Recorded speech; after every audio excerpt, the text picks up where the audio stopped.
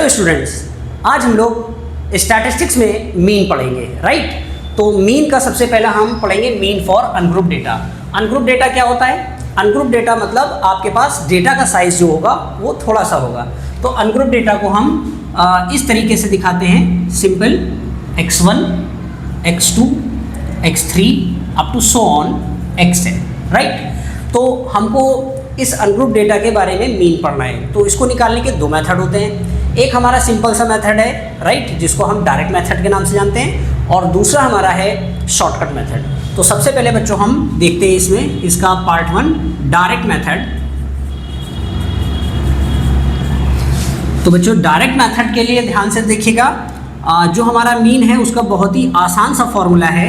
Mean is equal to sum of observation upon number of observation, right. Sum of observation in the sense ये हमारा जो variable है, ठीक है, इसका सबका सम ले लेंगे और टोटल नंबर ऑफ ऑब्जर्वेशन से हम डिवाइड कर देंगे। मीन को रिप्रेजेंट किया जाता है x बार से, और ये हमारा बनेगा x1 plus x2 plus up to so on plus xn, और टोटल नंबर ऑफ कितने हैं, ये n हो गया, राइट। अब इसके बाद ये फॉर्मूला जो है या तो आप इस तरीके से आ सकते हैं, इसको हम कंसाइज वे में ले लेंगे, okay. So that will be x bar is equal to, इसका सिग्मा नोटेशन बनाएंगे, sigma i is equal to 1 to n और xi और upon total number of observation. ये हमारा मेन फार्मूला, डायरेक्ट फार्मूला हो गया मीन के लिए। लेकिन इसी फार्मूले को हम थोड़ा सा आसान शब्दों में या आसान नोटेशन में लिखते हैं। इसको लिख दिया जाता है x bar is equal to sigma xi upon n, right. तो ये हमारा फॉर्मूला है जो हमारा डायरेक्ट मेथड का है। तो इसी मेथड के अकॉर्डिंग हम एक क्वेश्चन सॉल्व करेंगे। तो देखिए हम लोग इससे रिलेटेड क्वेश्चन सॉल्व कर रहे हैं, हमें मीन निकालना है, ये हमारा क्वेश्चन है, और डायरेक्ट मेथड से सॉल्व कर रहे हैं। तो क्वेश्चन है find the mean of series 2, 4, 6, 8, 10, right. तो जब हमारे पास डेटा हमको इस फॉर्म में दिया हो, इसका मतलब इसमें फ्रीक्वेंसी नहीं है, इसका मतलब ये हमारा क्या है, अनग्रुप डेटा है, यानी कि इसमें ग्रुपिंग नहीं की गई है। तो डेटा का जो अमाउंट होता है वो थोड़ा सा होता है। उस टाइम पर हमको क्या करना होता है, सिंपल सा फॉर्मूला लगाना है, that is sum of observation upon number of observation. तो हमारा फॉर्मूला है, ये इसका सोल्यूशन है, वो है सिग्मा xi अपॉन n।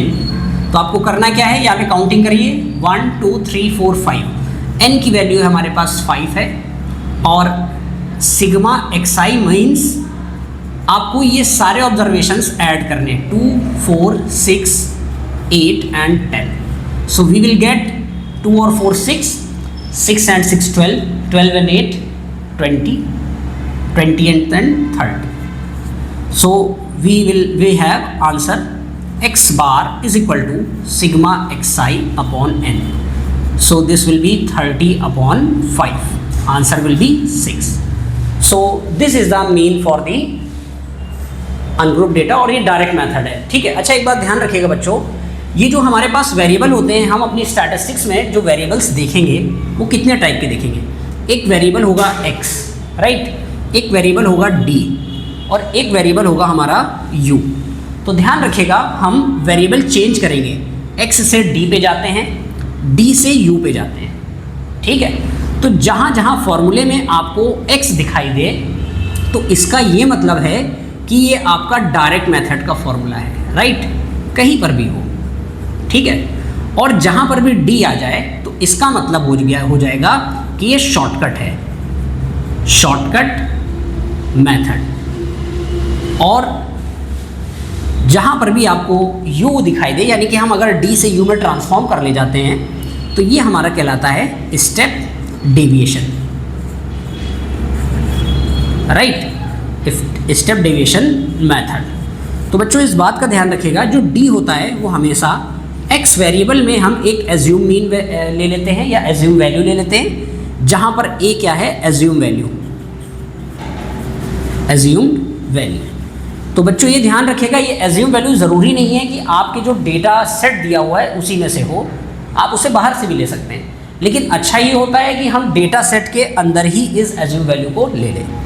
और अगर हम u की बात करें तो u हम d से ट्रांसफॉर्म करते हैं, सो that will B d upon h, और d हमारा होता है x माइनस a और ये h हो गया, और जहाँ पर h हमारा क्या कहलाता है, step size, step size, right.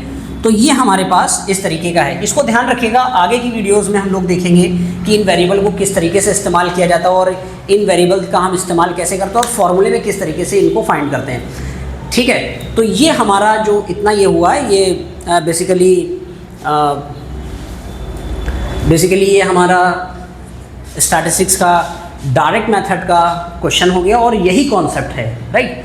अब हम इन्हीं वेरिएबल्स पे बात करेंगे, यानी कि अब हम दूसरे वेरिएबल पे जाएंगे, यहाँ पे d होगा, ये हमारा होगा शॉर्टकट मेथड, राइट।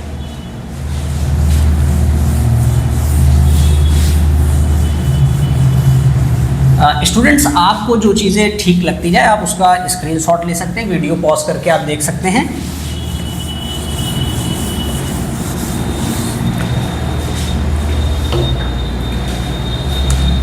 तो स्टूडेंट्स, अब हम लोग देखेंगे इसका सेकेंड टाइप, जो कि हमारा था शॉर्टकट मेथड।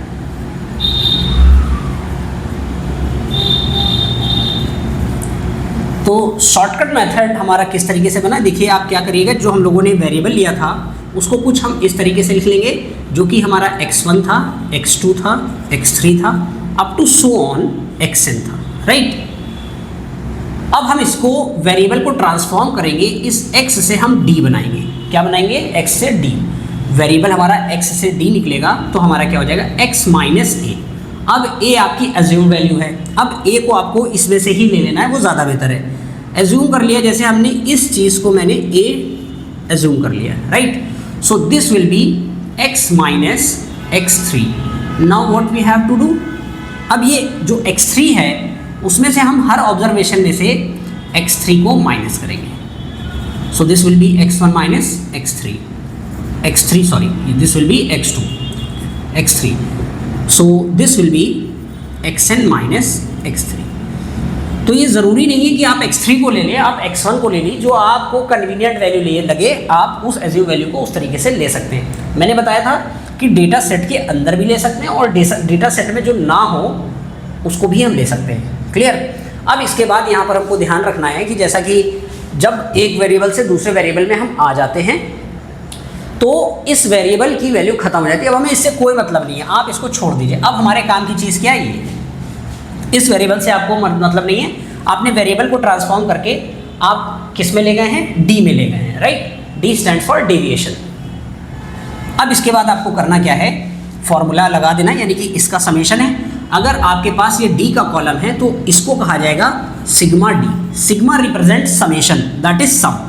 सिग्मा किसको रिप्रेजेंट करता है, सम को रिप्रेजेंट करता है, यानी कि इस कॉलम का आपको क्या करना है, सम करना है। तो फॉर्मूला हमारे लिए मीन का बन जाएगा x bar is equal to assume value plus sigma d upon n, right. ये हमारा मेन फॉर्मूला शॉर्टकट का होगा, ठीक है स्टूडेंट्स। तो देखिए एग्जाम्पल के तौर पे अब यहाँ पर हम एक क्वेश्चन सॉल्व करेंगे और इसके अलावा हम थोड़ा सा डिस्कशन इस पॉइंट पर कर लेते हैं, ठीक है। ये आखिर क्या है, जैसे मान लीजिए ये मैंने नंबर लाइन प्लॉट किया और यहाँ पर हमारे x1, x2, x3 up to so on, और ये हमारा xn है, राइट। तो जो ये पॉइंट है आप एज्यूम कर लीजिए कि यहाँ पर ये आपने x3 को आपने एज्यूम किया है a, राइट। अब जब आप इसको a एज्यूम कर रहे हैं तो इसका मतलब आपने ये बता दिया कि इस सीरीज का जो मीन है वो a है, राइट। अब ये जो सिग्मा d अपॉन n है ये वो फैक्टर है जो आपको एक्यूरेट वैल्यू तक लेके आएगा। ये क्या है, एज्यूम्ड वैल्यू है, राइट। ये क्या है, एज्यूम्ड वैल्यू, और आपको ये फैक्टर क्या करेगा, आपको इसकी ओरिजिनल वैल्यू पे लेके आएगा। तो अगर आपने आपका सिग्मा d अपॉन n अगर आपका पॉजिटिव आ रहा है तो इसका मतलब जो एज्यूम्ड वैल्यू है वो हमेशा लेस देन है किससे, ओरिजिनल मीन से, ओरिजिनल मीन से, राइट। और अगर आपका sigma d upon n negative आया है तो इसका मतलब ये हुआ कि जो आपका एज्यूम मीन है वो ज़्यादा है किससे, ओरिजिनल मीन से, मतलब जो उसका एग्जैक्ट जो मीन निकल के आंसर आना चाहिए वो आपका इस पर डिपेंड करता है। अगर ये हमारा सिग्मा डी अपॉन एन अगर पॉजिटिव आ रहा है तो इसका ये मतलब हुआ कि आपने एज्यूम मीन कम लिया था, आपको एक्यूरेट वैल्यू, यानी कि ये वो फैक्टर है जो इसको अपने ओरिजिनल मीन तक पहुंचाता है, राइट। और अगर ये नेगेटिव आ रहा है तो आपने जो एज्यूम वैल्यू ली है, जो आपने एज्यूम किया है वो मीन से ज़्यादा ले लिया है, तो यानी कि ये फैक्टर उसको क्या करेगा, कम करके उसकी ओरिजिनल वैल्यू तक लाएगा, राइट। ये एक बहुत इंपॉर्टेंट ऑब्जर्वेशन था। तो कई सारे कंपटीशन में इससे रिलेटेड क्वेश्चन पूछे भी जाते हैं, ठीक है, तो आप इसको आसानी से देख सकते हैं, ठीक है। तो इसका आप स्क्रीनशॉट लेना हो तो ले लें, आप वीडियो पॉज करके थोड़ी देर देख सकते हैं।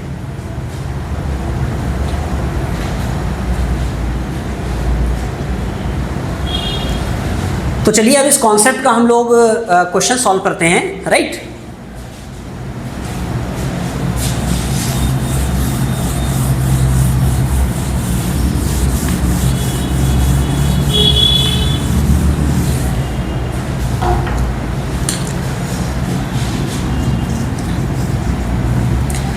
तो क्वेश्चन है हमारा, find the mean of given distribution. Distribution की जगह हम लोग सीरीज लिख लेते हैं, ठीक है, series of by shortcut method. बच्चों एक बात ध्यान रखिएगा, जो शॉर्टकट मेथड है इसके जगह हम एक और भी लफ्ज़ इस्तेमाल कर सकते हैं, ठीक है, जिसको कहा जाता है एज्यूम्ड मीन वैल्यू मेथड। यानी कि शॉर्टकट जो मेथड है इसका दूसरा नाम एज्यूम्ड मीन वैल्यू मेथड है, राइट। तो कंफ्यूज मत होइएगा, कभी कभी क्वेश्चन में एज्यूम मीन वैल्यू मेथड लिख दिया जाता है तो आपको कंफ्यूज नहीं होना है। तो देखिए सीरीज में लिखता हूँ 4, 8, 12, 16, 20, 24, 30 एंड 36, राइट। तो ये हम लोगों ने एक सीरीज़ ले ली है और इस सीरीज़ का हमें शॉर्टकट मेथड से यानी कि एज्यूम मीन वैल्यू मेथड से सॉल्यूशन करना है। अच्छा, सबसे इम्पॉर्टेंट बात है इस मेथड को क्यों पढ़ा जाता है, ठीक है।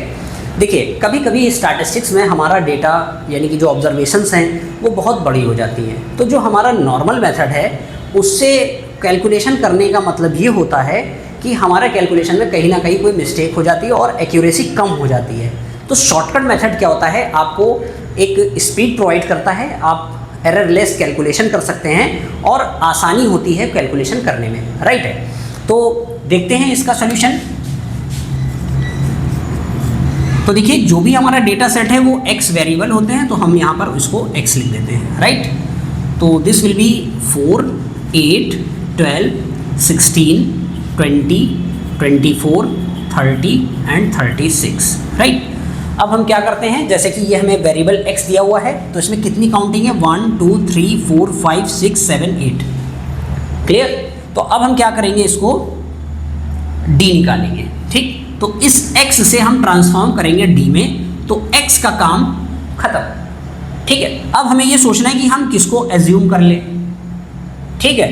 तो एज्यूम करने का मतलब मान लीजिए मैंने इसको 16 एज्यूम कर लिया, सो दैट इज a। तो इसको सर्किल कर लीजिए और यहाँ a लिख लीजिए।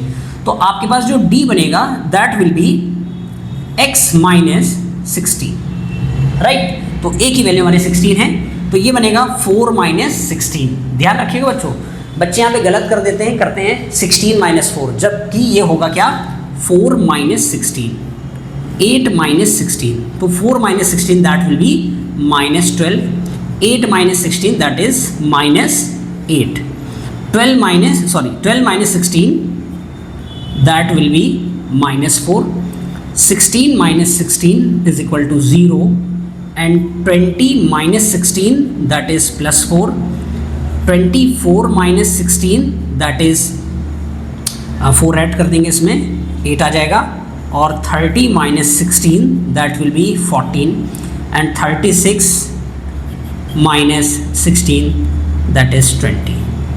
तो देखिए ये हमारे पास D का कॉलम आ चुका है। अब इसके बाद हमको फॉर्मूला देख लेना है। तो फॉर्मूला स्टूडेंट्स हमारे पास होता है x bar is equal to A plus sigma D upon N, right.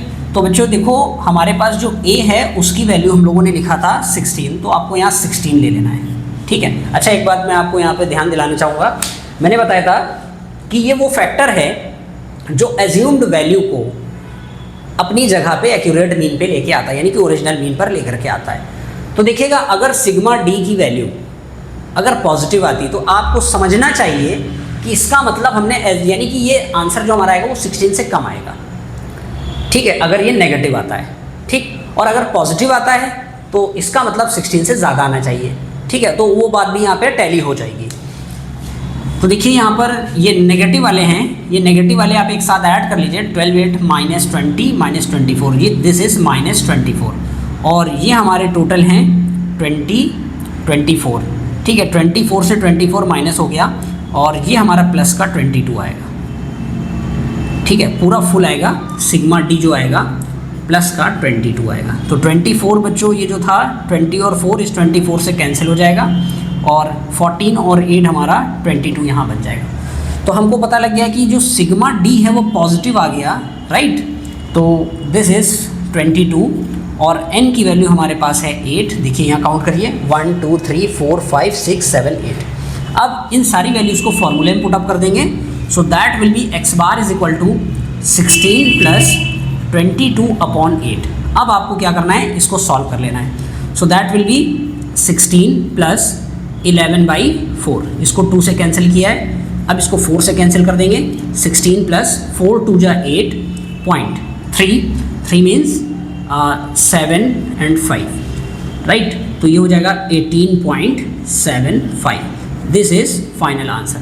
देखिए इसमें कैलकुलेशन कितना आसान हुआ, राइट। इसमें कैलकुलेशन कम हुआ। अगर यही नंबर हंड्रेड्स में होते, थाउजेंड्स में होते तो कैलकुलेशन करना और भी मुश्किल होता। तो ये हमारा एज्यूम वैल्यू मेथड बहुत ही कन्वीनियंट है, कैलकुलेशन को कम करता है, राइट है।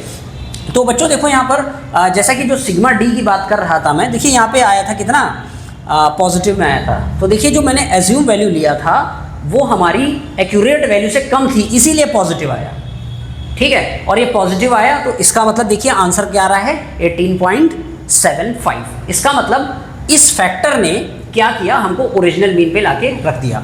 एग्जाम्पल के तौर पे अगर आप घर पे प्रैक्टिस कर सकते हैं, आप जरा देखिएगा कि आप एज्यूम वैल्यू 20 लेके करिएगा तो देखिएगा ये जो सिग्मा डी आया है ये नेगेटिव आएगा, यानी कि ये फैक्टर आपका नेगेटिव आएगा और आपको ओरिजिनल मीन पर पहुंचाएगा। क्लियर है।